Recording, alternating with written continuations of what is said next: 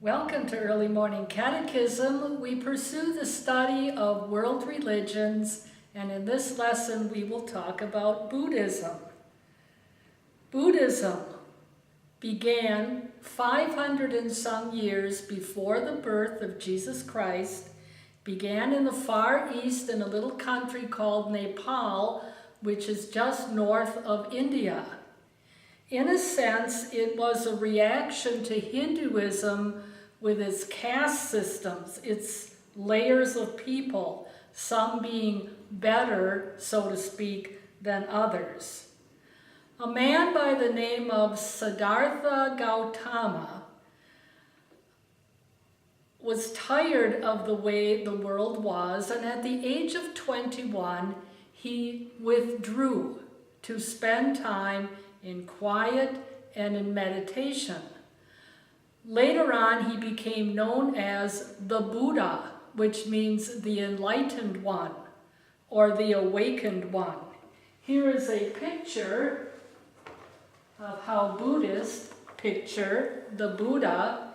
He is not a god to them, but a kind of spiritual leader. And you will see images and statues like that throughout the Buddhist world. Eventually, Buddhism grew so that it spread over so much of the Far East, all this part in red, up through all of China, Mongolia, and out into the West.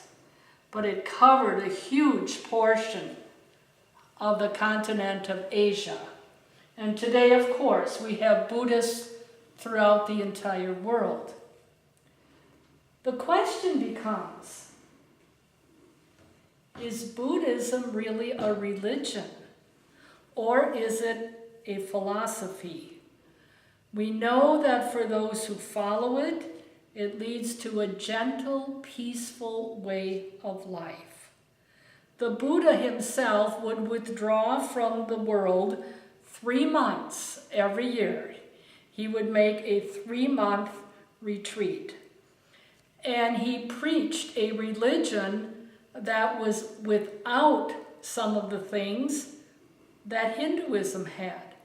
And so Buddhism is devoid of authority, ritual, tradition, and the supernatural, which makes us question, is it a religion? The only thing that Buddhists believe about God is that he is the unborn. That's it. They have one name for God, the unborn, capital U. So how does one attain this peaceful, gentle way of life? There were 4 noble truths that Buddha believed in. First, that suffering was a very important part of life. Second, life could be disturbed and dislocated because of people's desires for personal and private fulfillment, something today we would call selfish desires. Third, the cure was to overcome those desires.